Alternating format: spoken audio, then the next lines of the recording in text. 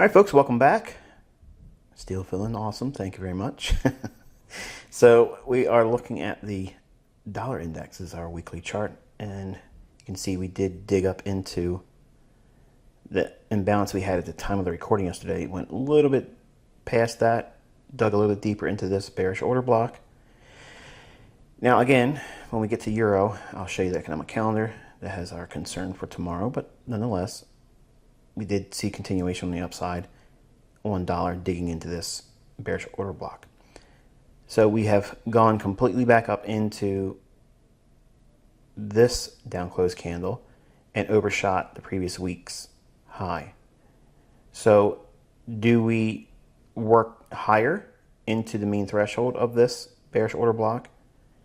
Because I personally think that this high being taken here, I'm favoring still this. Okay, let's put it that way. Now, I might be wrong because tomorrow we have high impact news coming out for euro, and we have unemployment data coming out for the dollar as well.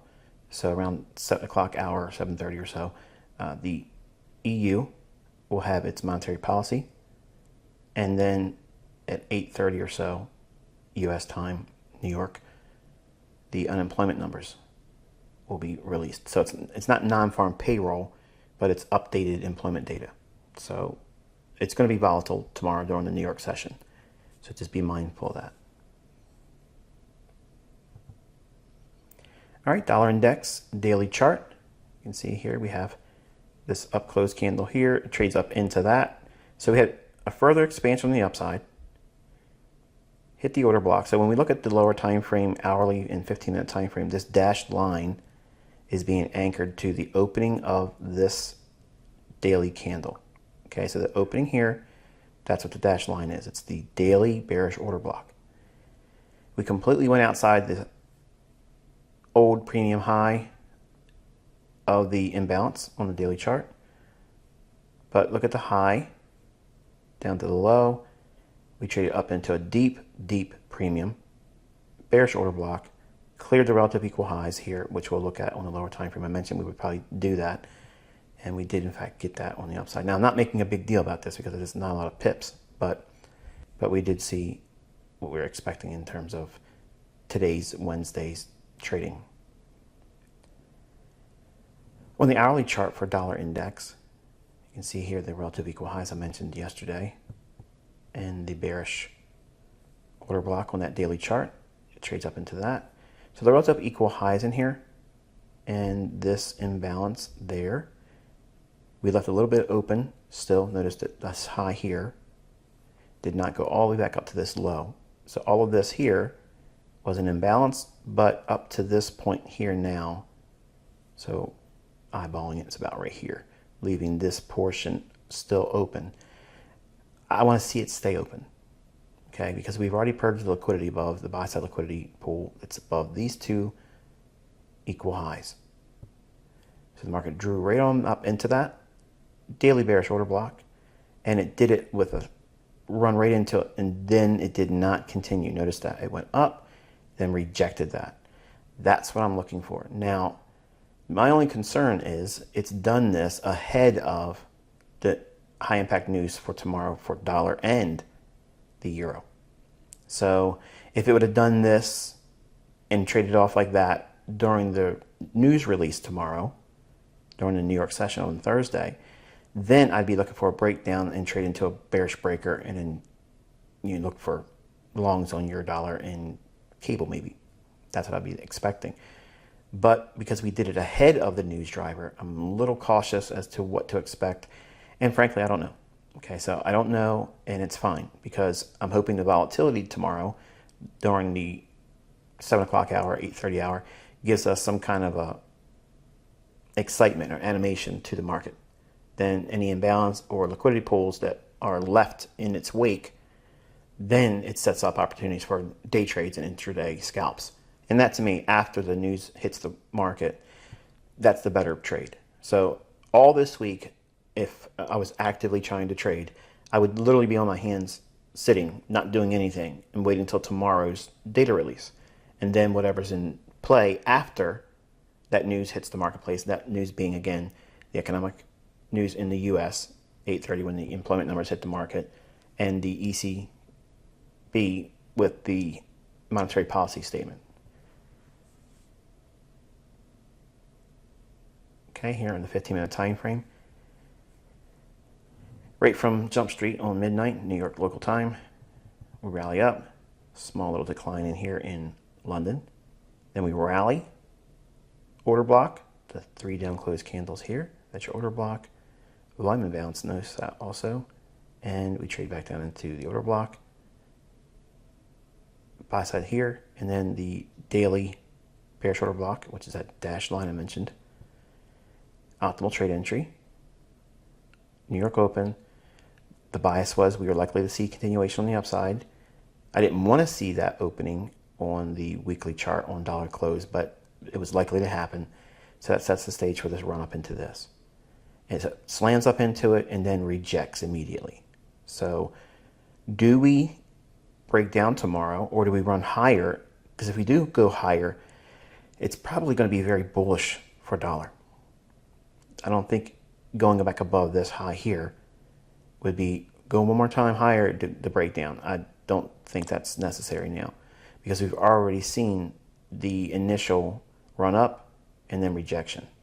So while it's not a lot of pips, to me it's indicative of, if it goes higher than this high now, it's probably going to go up for a little bit for dollar, which doesn't make any sense to me, but nothing makes sense in the last 18 months. So hands in my pockets until I see what happens in the New York session.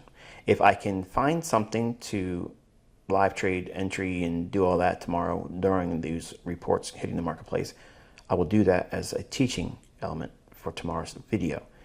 But if not, then we'll just obviously do a recap and there it is. But for now, just know that we're sitting on our hands waiting for the news to come out, and whatever volatility enters the marketplace after these 2 reports hit euro and the dollar, then obviously we'll be in a better position to see what's likely for the intraday volatility moves that would transpire until the close at London.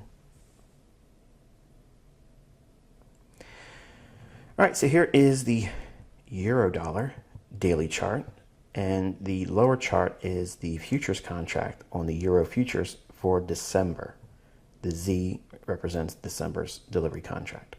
So if you want to pull it up on TradingView, I'm going to show you what one of our students, Tori, thank you very much for sending me an email.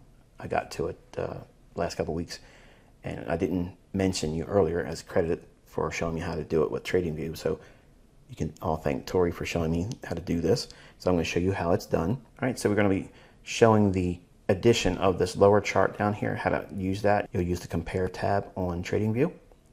And once you do that, everything on the screen, you'll just repeat.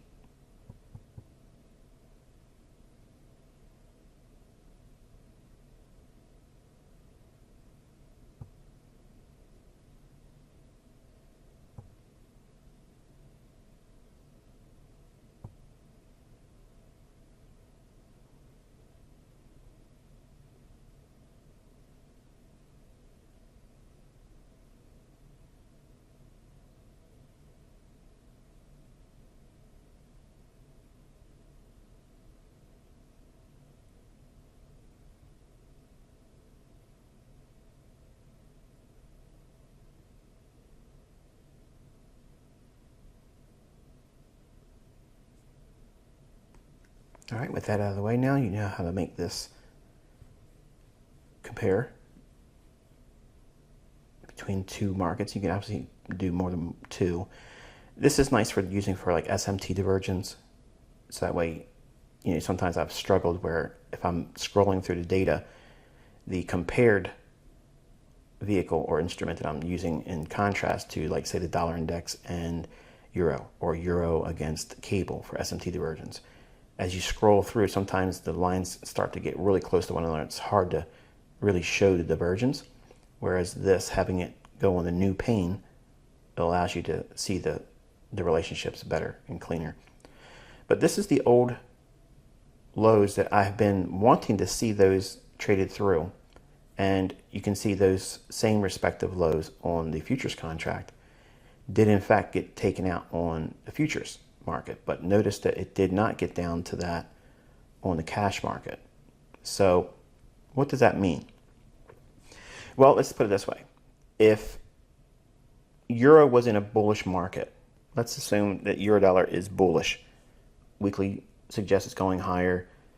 Monthly suggests it's going higher. Daily's got a nice market structure, and there's a reason to draw up to a higher premium level for liquidity purposes, or an imbalance that needs to be rebalanced. Something that's drawing price higher, okay?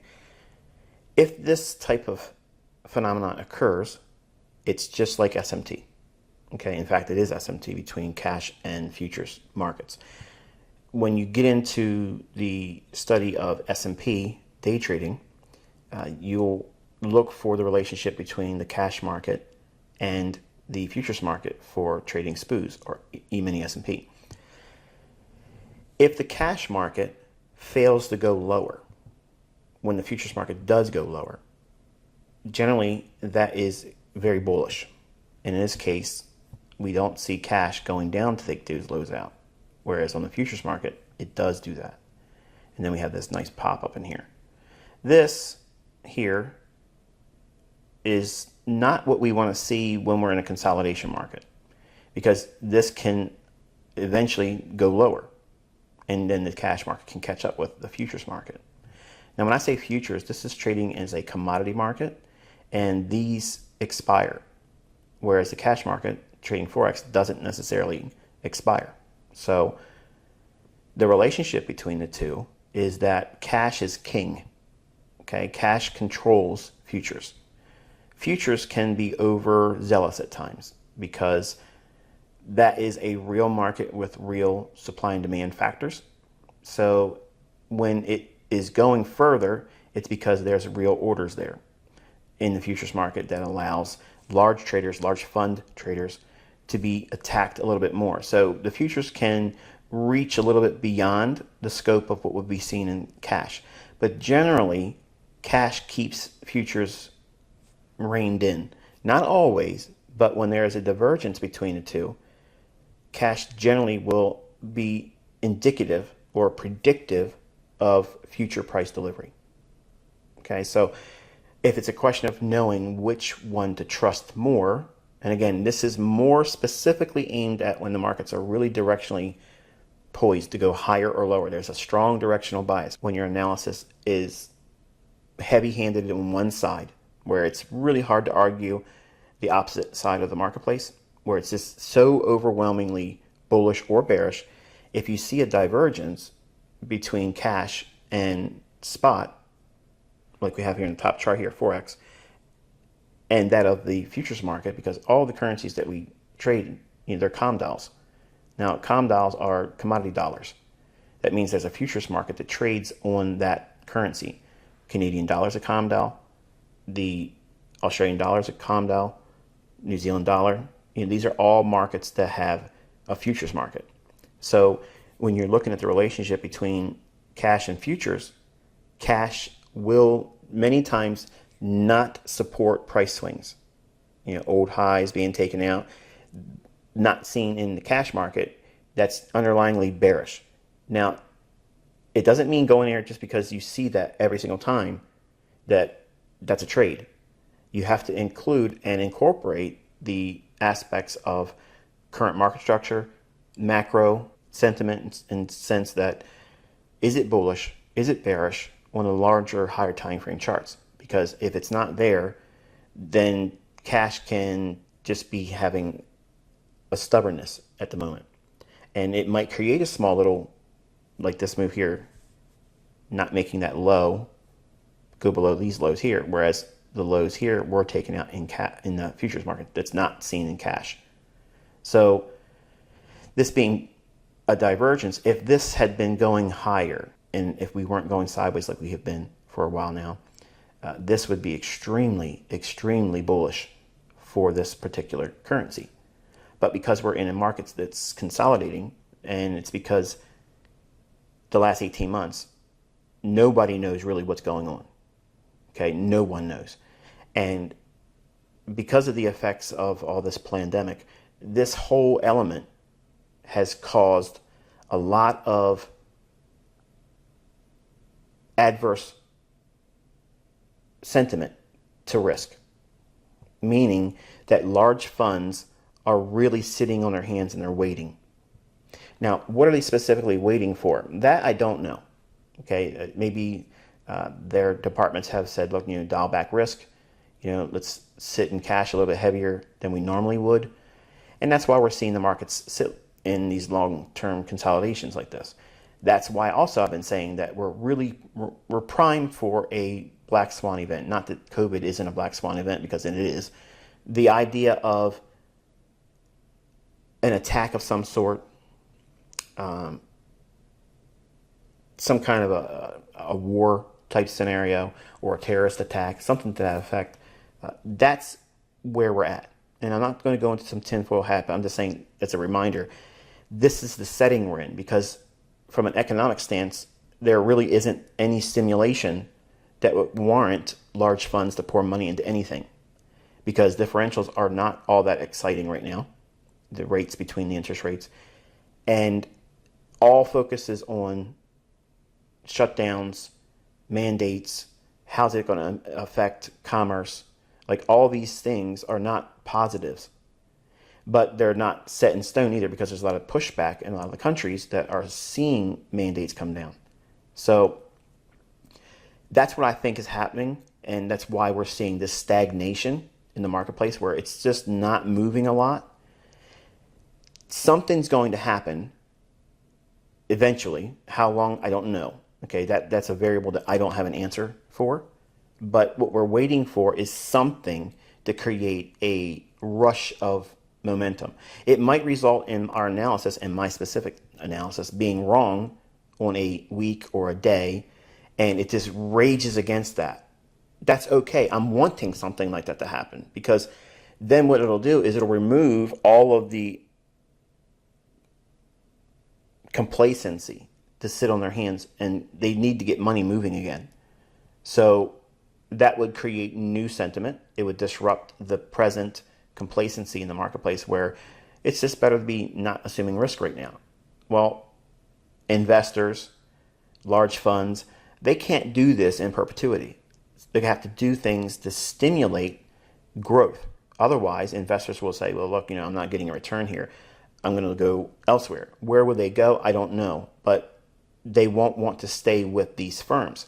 So the firms will be inspired, if you will, to put money in play. Whereas the central banks right now, they're not seeing their level of counterparty being required as it has been in the past, because risk is so elevated right now. No one's willing to assume a lot of positions, and everything is skittish. If you look at Bitcoin, which I'm not going to pull a chart up now, it just tanked like 10,000 points, like that.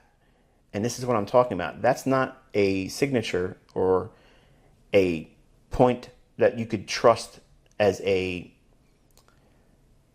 global reserve currency. That's why I'm telling everyone that Bitcoin will never be the global reserve currency. That is not going to replace the dollar. I believe the dollar will be replaced with a digital form of itself, because then it will be absolutely controlled 100%. And if you don't comply to what they want, then they'll just take your digits away. Whereas right now, there's legal tender, and they're slowly working away from that. So there's a lot of things on the horizon that's causing such a large degree of pushback in terms of risk. So no one wants to assume a large portion of risk. Large firms don't want to end their careers, okay, or stain their previous records by taking on risk in a otherwise obvious setting where risk is so elevated.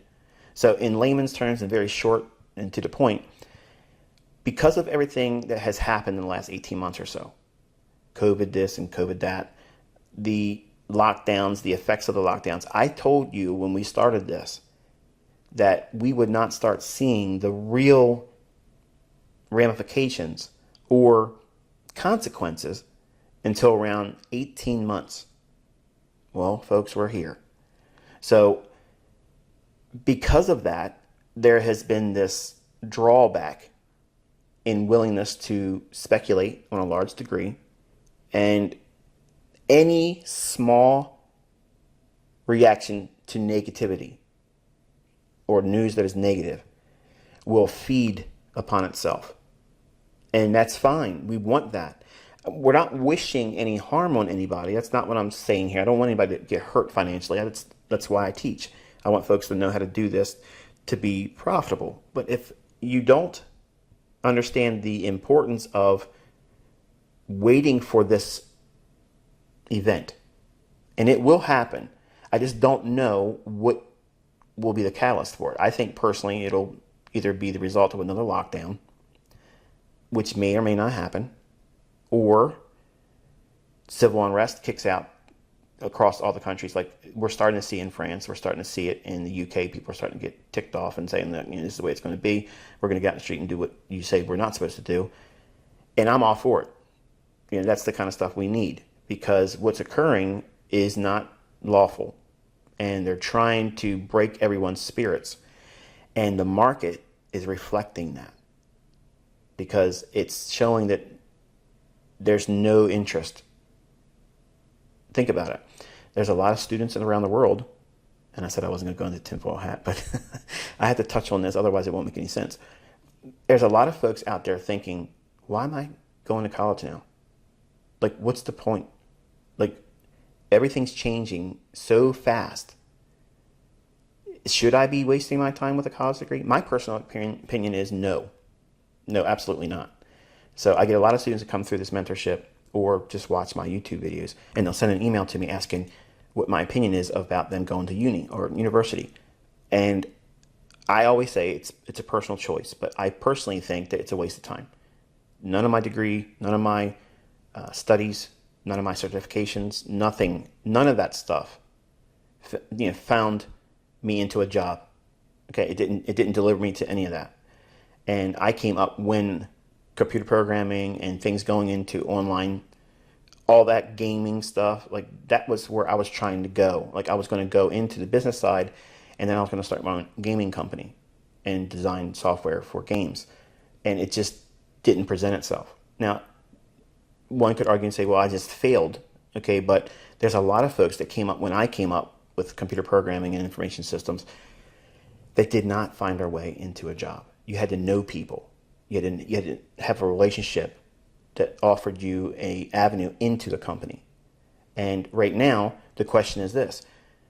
If everyone's questioning what they should be worrying about right now in terms of, should I be worrying about going to college and getting into debt? And what happens if, I can't get a job because maybe you're a person that says, I'm not going to take this vaccine. And they're saying you have to take it to get in. Well, that makes the decision easy now, doesn't it? You don't go.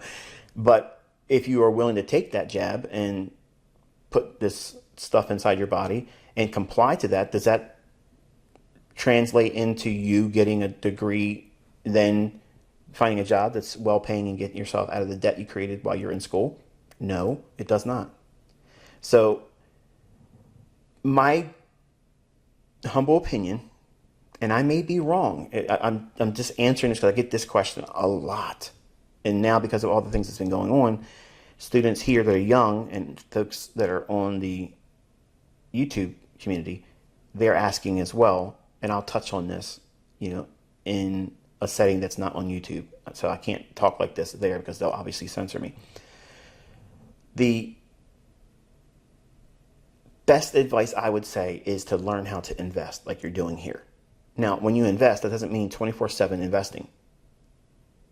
Just like day trading is not everyday trading. Successful investing, speculation, and trading is understanding risk. It's the highest form of understanding, is knowing when that your probabilities are so low that no matter what you do, it's probably not going to pan out in your favor. Because of that, this is what makes the retention in this mentorship so variable. Because students come in, they see something in the chart, or they see somebody else say they did something, or they think they saw something forming in the chart and their gut says it's going to do this, And I may not talk about that, or I may be against that idea, and then it pans out.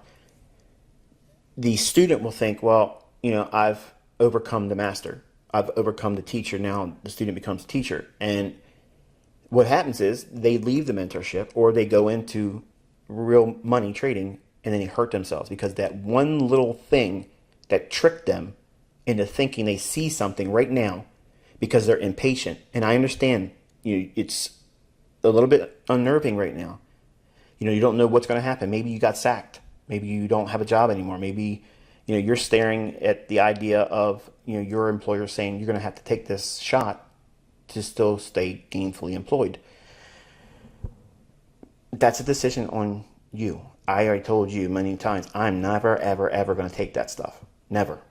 And that's just the way it is. So if you decide that you're going to take that, then obviously you'll be in a position to, I guess, keep your job. If you choose not to and they sack you, then you have potential legal recourse, because there's going to be a lot of things, unless this thing really spins out of control and everybody just bows down to all this and every nation loses its sovereignty, because really that's the goal here. You don't understand that, but that's really what they're aiming for.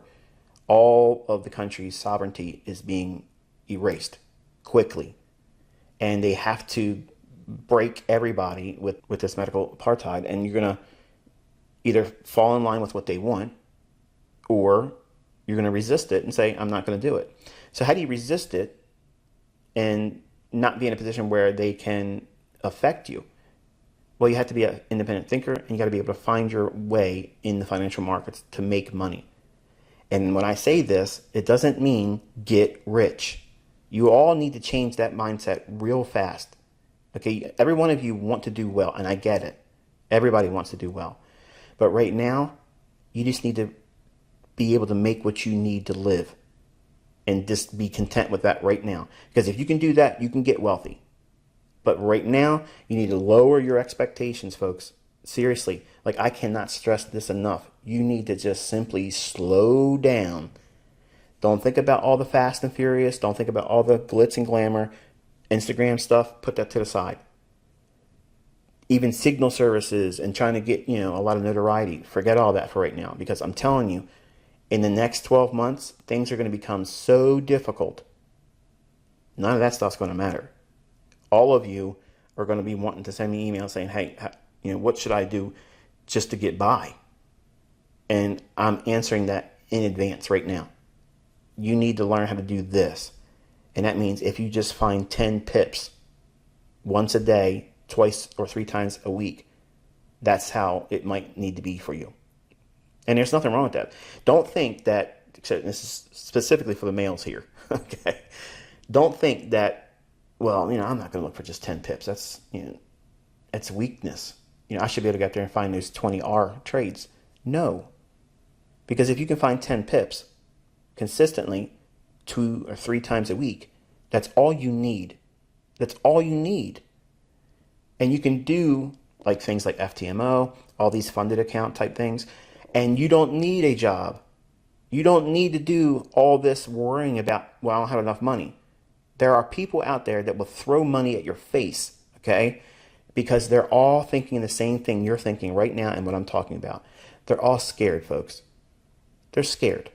And maybe some of you are so nervous that you just don't want to reach out and say it to me because it would seem like weakness to you.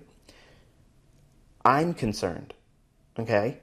I'm concerned for all of you. I'm concerned for the folks that I don't even know outside our mentorship, because it's going to get crazy. It's going to get really, really difficult. But in these difficult times, these markets are not going to flatline. Okay, they will not flatline. There will be opportunity, but you have to be able to sit still or work in these extremely small time frames and look at that as winning. That's it. You're not trying to have trophy Olympic-sized wins in R's so you can go on social media. That's how most of you got here. You found me through social media. So your mindset is already tainted. You already think like that. Whether you want to admit it or not, you have been influenced so far and so deeply by social media, you feel like you're going to have to leave your fingerprints on the world through that mechanism, and it's not necessary. In fact, it's not something you should be doing at all. So by reducing your expectations and lowering your profit horizons, and think to yourself, okay, I only need to do 10 pips. Even in slow, stagnant markets like this, you can do 10 pips. 10 pips, folks. That's that's something you can find very, very consistently, even in this stagnation. But I know there's a lot of you in here that aren't interested in that because that doesn't fit what you wanted to learn how to trade. Well, guess what? If the markets are not going to move for you in these higher time frame moves to provide you these long-term swing trades or position trades, what are you going to do anyway by default? Do nothing. You're going to sit on your hands. So how long are you going to do that and feel like you're getting somewhere? You're not going to feel like you're getting anywhere. And you're going to think, well, this doesn't work, so I'm going to go try to find something else. When I'm asking you, just look at the charts. They're not moving around that much. So you're forced to either do nothing or submit. Submit to these lower time frame charts. 15-minute, 5-minute, 1-minute charts.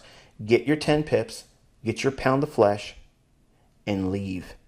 And don't worry about if a big move comes later on or you miss a big move. Who cares? Who cares? That's the same mentality that if you're working your job and yes, you meet your ends and you get to feed your family and you do the creature comforts that you're used to for the last few years, but you think of somebody else that does well or better than you, or people that win the lottery, and you think, oh, well, wish I could do that. That's just torturing yourself. You can't get what they have because they have it and you don't have it. It doesn't entitle you to it. So when you look at the marketplace, don't even worry about what other people are making. That's a testimony of your infancy in this. Because if you care what anybody else is making, your attention's off of you, where that's the problem. You got to keep your business your focus and mind your own business, because everybody else's results, 90% of them are fake. All of them are lies. They're fluff. Okay?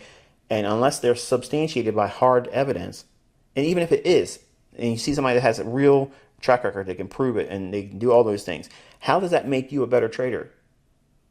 It doesn't. The only thing it does is give you that measuring up facade that you have to overcome. When you don't have to overcome any of that. Don't even invite that into your development. That's backwardness. You going the opposite direction. You're not going towards your goal by looking at other people, not me, not anybody on social media. Nobody should be ever placed on a scale opposite to you to see how you measure up. More so now than any other time in your development.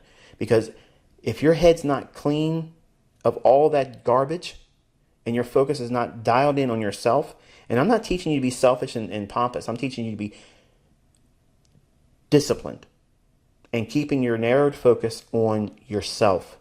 Because if you allow yourself to be distracted right now or going in the next 12 months, you're going to really suffer.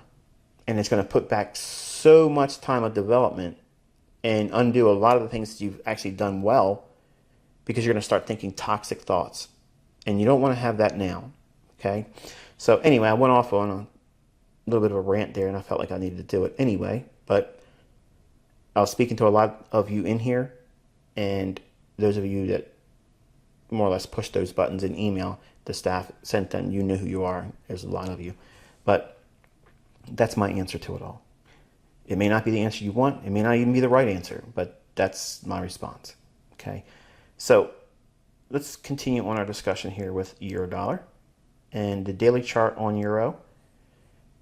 Okay, we traded back down. And I mentioned how this breaker here, I didn't want to see it come back down and touch that. Now, it has yet to do that, but it obviously may do that tomorrow. If it trades down and digs deeper into this bullish breaker, look right here. We have the order block here, a small little imbalance there, and that might be a point of interest for us should it get down there, because it's the 80 level as well. Do we hit that and then go back up a little bit and then start working towards this, or do we not go down there at all and just rail against this level here? I don't know. But if I was on the ECB, I would spike it through here on the news and then dig it down deeper. That's what I would do. Now, again, I'm not there, and that's just an opinion. I'm making a case for what I would personally do to just mess up everybody, because this entire week we've seen down. Okay, so Monday, Tuesday, Wednesday's trading, it's trading lower. So everybody thinks the market's going to keep going lower. And most people don't even look at the economic calendar, so you have no idea what's coming.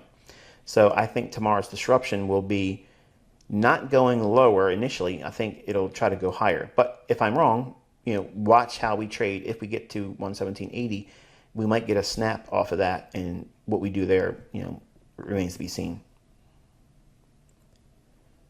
Euro dollar on the hourly chart. I mentioned yesterday we were in here, and we were going to go lower. I drew your attention right in here. It went down to that, and now we're back up into it in this range here. This buy side imbalance, sell side efficiency. I had it shaded in a light blue rectangle. We went below that. Now we went 1, 2, 3 times we're in that area here. And do we roll over completely and attack this area here? That's within the realm of possibility. On the upside, it would just have to be them releasing something in the marketplace and then manual override, the intervention at the central bank level, where they just send it higher with just a dramatic, huge range that just keeps on delivering higher, higher, higher, and powering through the high. 15-minute time frame for euro. Small little fair value gap there.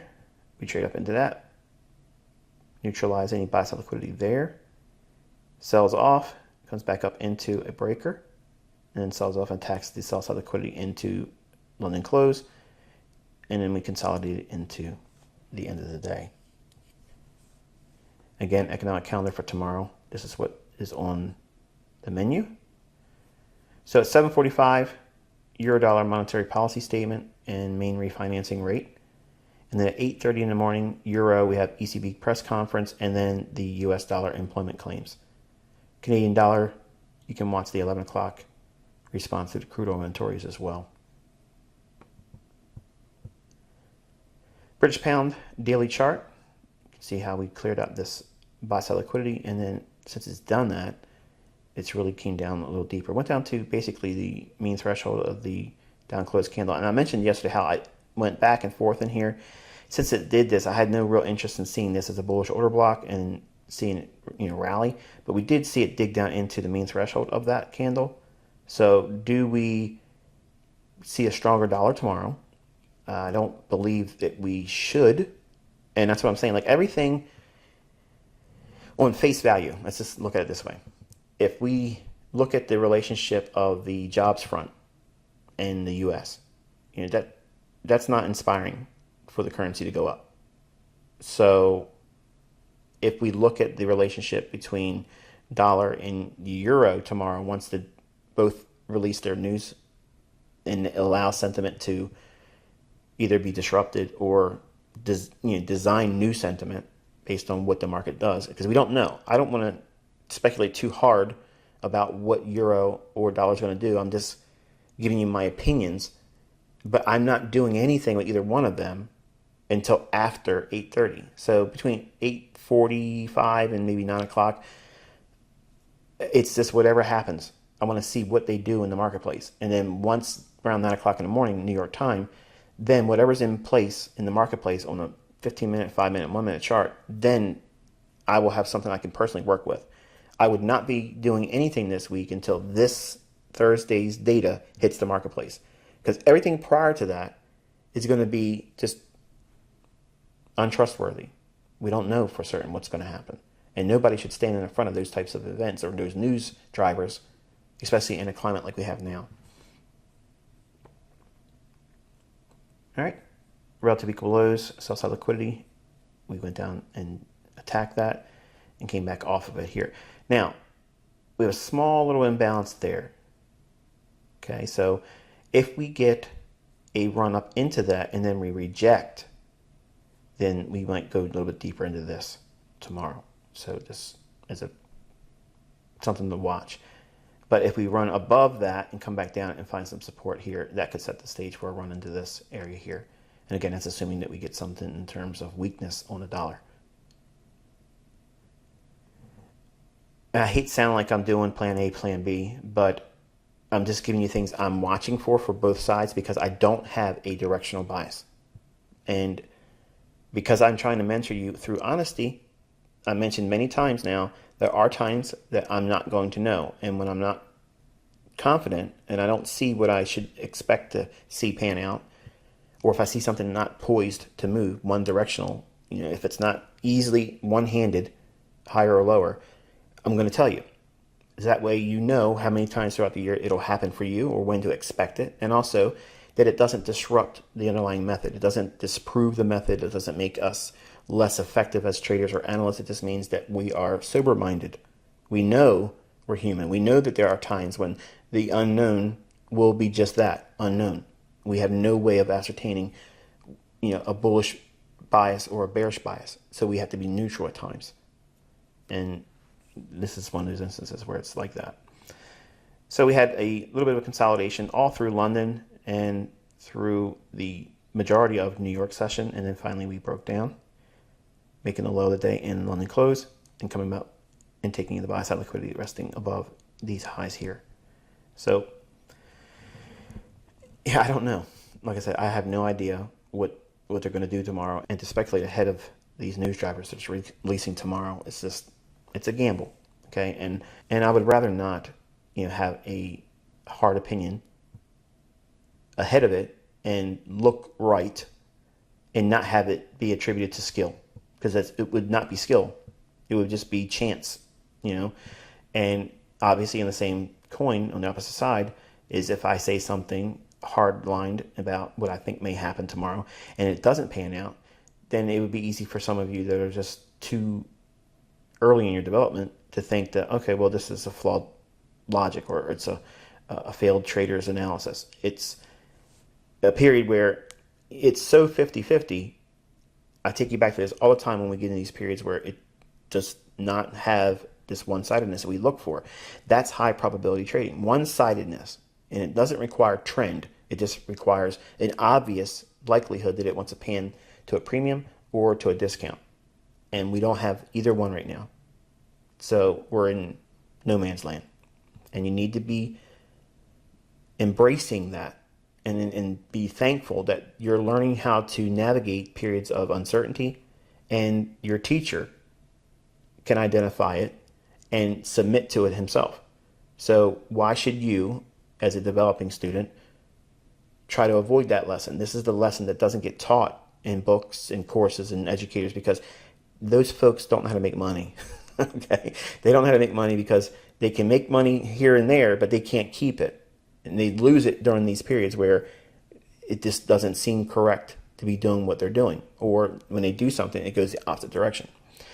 In these instances, this is when I would be trading with live funds in my early years, and everything that I would be doing, it would go the opposite direction. So now think about what I've been telling you. I'm sitting on my hands, but I give you my opinion. But I'm telling you, I am not looking for anything in my personal trading. And my analysis is not as clean. It's not as precise as it's been in other times. When I'm dialed in, when the market is obviously poised to move to a premium or a discount. But right now, I understand that my limitations as a human, the man, ICT, Michael, I know where my limitations are. And it took a lot of time to get to that. So by me showing you this and revealing it to you, being very candid about it, I don't look at it as weakness. I look at it as strength. And anyone that has left in the previous years or even in this year thinking that, it's worn off, the algorithms changed or whatever, it hasn't changed. These are just elongations of that I'm accustomed to and used to seeing occur. But this is just on another level. Okay, so everything out there is going to be hit and miss right now. No matter what you study, it's going to be hit and miss. But they're not going to teach you why you should sit still or try not to take any trades, because the intent is to keep you active, because you're here to learn how to make money. Great. So that means you better be learning how to take the trade every single day. Wrong. Wrong, wrong, wrong. Okay? So if that was the case, think about it. And I'm just going to move on after this. If successful trading, or quote unquote smart money trading, means everyday success trading, you would see billionaires, not millionaires, billionaires proving themselves as billionaires if that was the case. And you don't see that. So that's your litmus test. It's obvious. These folks are not making the money they pretend to make. And I'm telling you, when I can't make the money, you're learning why, where, how, and what constitutes those periods of uncertainty and how you navigate through that. So when you come in contact with that in your own travels, once you and I separate, and whenever this community dissolves at some degree, whatever happens that causes the end of this. Okay, I don't see it in the foreseeable future, but obviously something will eventually disrupt this community. We won't meet like this in the future to some degree. You won't have me giving you like attaboy, attagirl type, pats on the back and say, continue doing what you're doing and don't do these types of things. So you'll be leaning on your own experience. So these periods of learning, developing your eye and your appreciation for risk, and knowing when not to do something, and even if something moves in these climates, you don't regret it because you know that could have just as well go against you, even though you knew that was likely to happen, but you're respecting the level of risk at the moment. If it moved like you thought it would and you don't take a trade, you're not upset because this climate doesn't last forever. This consolidation, these periods of uncertainty, they don't last forever. Greed is enormous in the world. And these central banks, they want to cannibalize. They want to eat, okay? And yes, they're making money in a lot of things that's going on right now, but there's a lot of money to be made with speculation too. And eventually they'll get these markets moving around again. They'll gyrate them and create some kind of, monster type move that's unexpected, some kind of whipsaw price action. And it'll create an activity level or an interest in the marketplace that has been waning.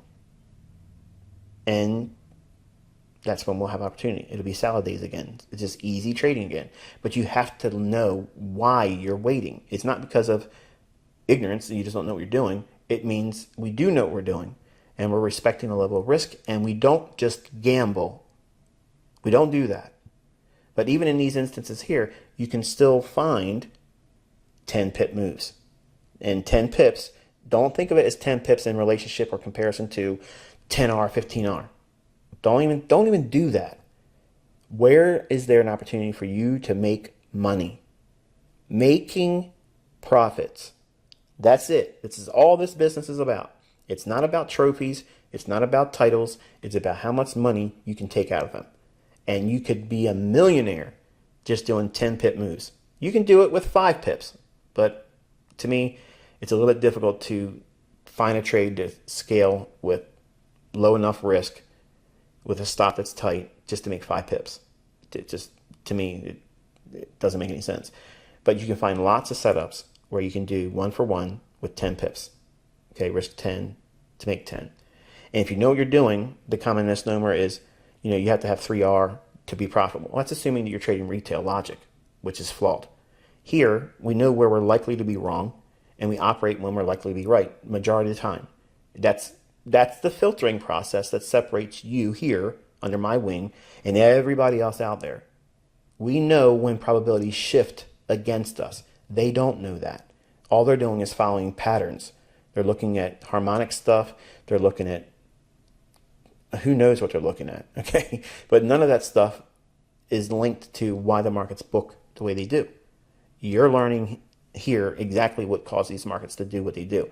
But we are realists. We know that there's going to be instances where the market's going to simply do things that just are unexpected or go in an opposing direction to what our analysis would indicate it's likely to do. So if we can identify these areas and climates where risk is so high and it's adverse to us, we don't do anything. And we're not upset about it. We're not growing impatient. We're not losing our minds because of it. We're thankful. We're appreciative because we are sober minded, we are focused, we're disciplined, and principle oriented. We don't have any emotional tug of wars going on inside of our heads because we didn't get our choice set up every single day this week. We're waiting for this little news drive or storm to be injected in the marketplace in Thursday's New York session. Once that occurs, we have obviously Thursday's remainder of the New York session, and then we have Friday. So that's where the spectrum of opportunity resides for this week in my mind. It still may result in a losing trade if I do, but at least I'm sticking to the processes that led me to my understanding as I have it today. And at some point, you're going to have to embrace that because that is real logic. That's wealth building logic. And it gives you the wherewithal to weather all of these ups and downs of development. There's going to be times when you hit it really strong for a long period of time. You'll be doing really, really well. Then you go into a tailspin where you just can't find your groove and your analysis is not on. You got to take a break, move away from the marketplace. But I don't have that luxury with you. Okay. There is no taking a break as ICT in the mentorship, which is why it's draining. And that's why I don't want to take any more students in, because a new batch of new students, they come in with this whole new level of, I need to know everything right now. Whereas a lot of you, even in the last group that came in 2021, you're warming up to, okay, I understand what he's doing now. You know, there's times when he really pushes it and he's dialed in and he's really precise. And he also knows when he's not going to be precise, and we're seeing it. But he's not teaching me to feel like I have to trade every single day. So you're learning, you're developing, and you're laying down all of these infantile perceptions of what you should be doing as a trader. Because when you don't know how to trade and you come into an industry like this, you assume that everybody's making a killing every single day and it's easy for everyone all the time and no one takes losing trades. You're learning that that's not true. And even someone like myself, that I think I'm in the upper echelon of analysis, and it's not ego, it's fact. But if I tell you there are periods and you're seeing it, that's the benefit of being with me for a full year. And you've been through something that I've never encountered and no one has encountered, which is this whole pandemic. So for 18 months, you've been able to see me either navigate or flounder in areas where, you know, other people may have been completely destroyed. So don't lose sight of where you're at and where you came from. And having that perspective in mind is reassuring, because it teaches you that, hey, look, I might fall off the path here and there, but I know how to recalibrate myself and stick to what works. And if you abandon this mindset of what I'm teaching you here, you're going to hurt yourself financially. And then when that happens, then it's going to hurt you from a psychological standpoint, an emotional standpoint. And once it gets into your head, the money is the problem, because you're wanting to get it back because you think that fixes it. But even if you get the money back right away, then you're presented with a new problem. You wasted time. I need to make up the money I would have made if I wouldn't have had that drawdown. And you start doing stupid things there again. And you fail to realize you're not doing what I'm training you to do, which is respect risk, number one. That's the first and foremost thing here. Knowing how you will lose. How are you going to fail at this? Now, it's easy as a new trader coming in. Everyone knows how they're going to fail. They're just going to take a trade and it's going to be wrong. It's going to go the opposite direction. That's not all there is to it, because you could do things wrong and make money here. I'm proof of it.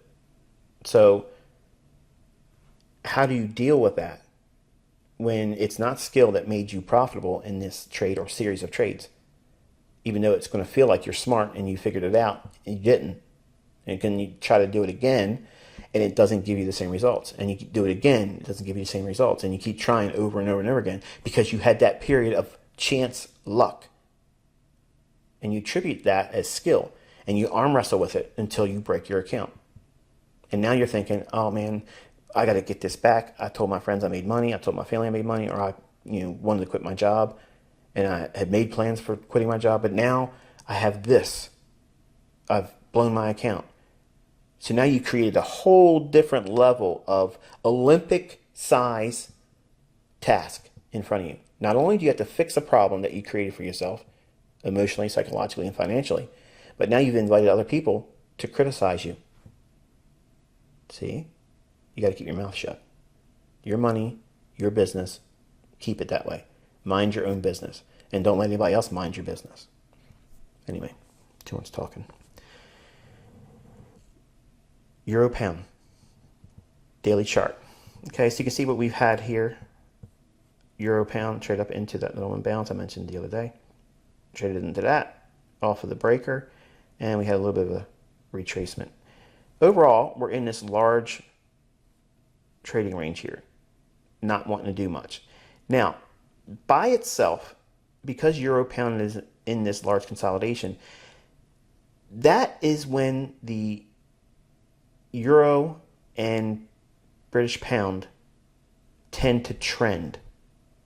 So when this pair is in consolidation, that is the precursor to trending for Euro and cable, and they're usually moving in the same direction. Notice we're not seeing that. Notice that? We are seeing Euro pound consolidation, but Euro and cable are consolidating. Something is wrong. Something under the surface is taking place, and I don't know what that is, but this is against the normalcy in this market. So because this is occurring, that's why we're having this stagnant marketplace. Everything's being strangled. Every market is being strangled. Okay. And for all of you in here that swear by and leave your prayers at the altar of crypto, that market will be disrupted as well. It will happen. I know you don't want to believe it, but it's infected. Okay. As soon as they created a futures market on Bitcoin, they own it now. And if you don't want to believe NSA created it, that's your opinion, that's your belief, but that's what I believe it's what happened. Okay. Satoshi, that's just an illusion. That's somebody you ever seen him? Right. But this whole thing is manipulation. It's all manipulation. And all these markets are being highly, highly manipulated. Enormous manipulation is going on. And it's been going on for a better part, longer than 18 months. And this is why I said on Twitter back in 2019, in the month of July, and for those of you that always saved all my stuff and all my tweets and such, and you know this is the truth, I said that something wicked was coming. And then I said it again in October 2019. I said something really bad's coming, and it's going to be worse than September 11th because they were mind raping everybody after September 11th, 2001 with this terror threat thing. And look what they've done to the entire world. The common cold, you're going to die. Everything is fear, fear, fear, fear, fear. And I don't want any of you to fall victim to fear. I don't fear all those things. I don't fear the market. I don't fear the opportunities that I miss. I don't fear not being able to find future opportunities. I'm telling you with the things I'm looking at, so that way I'm not just pulling things out of the randomness and out of the air, saying here, this is what I think is going to happen, and then hopefully something sticks. The fact that this market right here, the Euro pound, is in a large consolidation, we should be seeing trending models in Euro and British pound. Either direction, higher or lower, it doesn't make a difference. Because this pair is consolidating, that means there's no manipulation. Remember I was giving you the analogy yesterday with the roulette wheel, where everybody thinks that you have a 50-50 chance on that by either betting on black or red. And that's not true because green can come up. And other times I've already talked about how they use the manipulation of the green to take the whole board away. Because if there's large bets that are comparable on black and red, in other words, in short, without going through it all again, the roulette table is rigged. The whole casino is rigged. But the table itself is rigged in such that the eye in the sky watches the tables and they count how much money's on the majority of black or red. You think the numbers are what they're caring about. They don't care about the number. The number is just the red herring. You're going to come in with your favorite birthday, your kid's birthday, the day you got married, the day your mom and dad passed away, whatever. Something is a significant number to you. So you go in and you put your number down. They don't care about the number. They're looking at the color. So that color aspect, they want to see where is the majority of the money at on the table right now. On this spin, that's why they say, okay, no more bets. Why? Because they have to give the counter in the eye, in the cameras above, to count how much money's on the table. And when that wheel is spinning, okay, that ball, inside that ball is metal. And that metal ball is reactive to magnets. And underneath the squares that have the number colored around that wheel, these little paddles go up. And so when they want the majority of the money on red, it could say, let's for instance say there's $5,000 bet on red. Who cares about the numbers? But the majority of the money on that roulette table is betting on red. Black's probably going to win. Now, it doesn't matter what number, but black will win. But what if it's a black 6? Does that black win? No. But if it's just betting on the color, they get the win. But how do they get those people that want to do that 50-50 idea of red or black? If there's a close denomination between the majority of red and the majority of it on black and red being equal, let's say it that way, or very close to it, what they'll do is they'll manipulate the table to bring up green, so green clears the table, and now everybody's money is the houses. So that's why I'm saying if I was ever going to go into a casino, I would sit there and I would study the table for about an hour, and I would see if what I'm saying is what's panning out. Not all the time. They're going to throw some tables to let people win. But the majority of the time, I'm going to bet the last second where I see the least amount of money on one color. And I'll take the L, or the losses, when green comes up. Because I'm going to stick to this idea. And I'm not going to tell you how I know this stuff. Okay? Just know that that's really what's going on. Okay? And now, back to the analogy and how it applies to the marketplace. The euro pound is like the green on the roulette table. See, euro is black or red, and cable is the opposite color, red or black. And it's not an easy thing of just saying, okay, I'm going to trade euro or cable. It's, okay, are you buying it or are you selling it? And even that is not enough, because you got to confer with this pair here. Euro pound being in consolidation is it's the enforcer. Okay, it creates the opportunity for trending or negates the opportunity for trending. And right now, this consolidation that you're seeing here from April all the way to present in September, that should allow euro and British pound to be trending. In other words, it's having sustained moves, kind of like this. You see how it's moving down like that? That's the type of profile that we should be seeing in euro or British pound. But we're not, because the dollar's in consolidation and euro's in consolidation. Between the two of those, that's what's causing the stagnation in the Forex market. Okay? So there's a lot of people outside of Forex saying, oh yeah, Forex is too slow right now and the market's broken. No, I'm telling you why it's not moving. Okay? The guys over there on AstroFX, they put a YouTube video up on the secrets to crosses. Everything they said is stupidly wrong. Okay, I have no idea what they're talking about. In fact, if you look at what they said, the market did the opposite of what they said. Okay, because they don't know what they're talking about. What I just explained to you is the dollar index is first. You want to see, is it trending? Is it likely to go higher or lower? If it's held in consolidation, that means that you've got to go to the crosses like euro pound. Okay, so now what are we seeing euro pound? It's in consolidation. So we have dollar in a strangle, consolidation. We have euro pound in a strangle, in consolidation. The pairs like euro dollar and pound dollar cannot move. This is what's called holding the board. Now, this is a very long approach to doing that, because usually you only see it like intra-week or whatever. But this is happening on a macro level. And it has to do with all of the effects coming to roost at the 18-month mark. Like I said, when we first started this whole pandemic. in the early stages of 2020. I said, I'm all for the 14-day, let's stop everything for 14 days and let's see what happens. But if they go past 14 days, they're not going to let this off. And we'll be into this for years and years. And once we went into it, I said, here's what we got. They're not going to let it off. And I don't want to sound like I'm saying, haha, I'm right. I wanted to be wrong.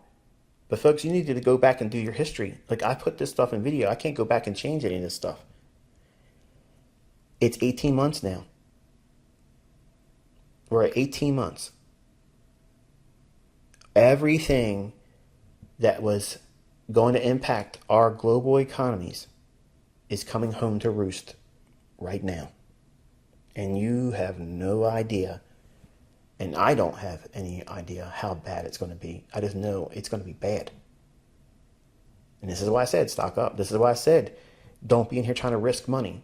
Don't be in here trying to push your your skill set that you're developing still, because things are going to get really, really difficult. But when they snap out of this, when they release the stranglehold on dollar and these crosses like this, then the markets will move. And that's only going to happen by an event. Something with a large degree of volatility is going to happen. It might be an attack. It might be, for instance, China attacking Taiwan, and then the U.S. either getting involved, which I don't think it's going to happen, and then the response of the world of China doing that to Taiwan, and those ripples will go through the marketplace. That's just one idea. But there's so many things that could pop up, and things that I couldn't even expect, or you could expect, just come out of nowhere, like a September 11th type thing. And we're coming up this weekend on the 20th anniversary of that. And they're already seeding and priming the public that there's going to be an attack, some kind of terrorist attack. So they're already getting it in your mind that, okay, it's going to happen. So expect it. But the people they say that's doing it or going to do it, they're not the ones that's doing it. And we can't change that. And there's no reason to be arguing amongst ourselves about who did this and who did that. As a speculator, we only anticipate the reactions in the marketplace as a result of these types of things, which for some of you is going to create a moral dilemma, because it's going to feel like you're profiteering off of chaos, harm, war, pain. And I used to wrestle with that, but it's like this, folks. We live in a fallen world, and there's nothing you are going to do about it individually. You're not. You're not going to change the world. You're not going to stop any of this stuff from happening. Okay? As a speculator, you just view it as opportunity. And then hopefully you can take the opportunity's profits and better yourself to weather the storm and maybe help someone else that's less fortunate. And that's the best you can do. Hourly chart, euro pound. And I know I'm doing a lot of talking, but I haven't been talking a lot lately. So I have a lot of things on my mind. I know there's some of you that just don't like the things I'm talking about. You hate it, but you paid for this, whether you wanted to get this part or not. This is what you get. So we dug up into that imbalance on the daily chart, broke down optimal trade entry, trading up into the high, low, premium, breaks down. Now watch this. Runs right back up in rejection block here, then falters. So we have a low resistance liquidity run signature with this low here. So if we continue to break down, watch this tomorrow on the basis of that euro monetary policy statement that's going to come out 7:45 or so during the New York session. Euro pound on the 15-minute time frame. Bearish order block, trades up into that. Really overshoots it a lot. If I was watching this one in here, like if I was short, this would have had me a little unnerved, admittedly. But I don't trade the euro pound, but nonetheless, a very, very high level of manipulation intraday today on this pair. And again, you can see where the sell-side liquidity pool is over here. So just be mindful of that going into tomorrow's data release in the New York session. And that, my friends, is going to be it. I know it's not a whole lot of good news. It's not a lot of exciting things, but it's good medicine. Swallow. The idea is knowing what you're supposed to know and when you're supposed to know it applies. Or in short, know when to hold 'em, know when to fold 'em, and know when to walk away. Until I talk to you tomorrow, be safe.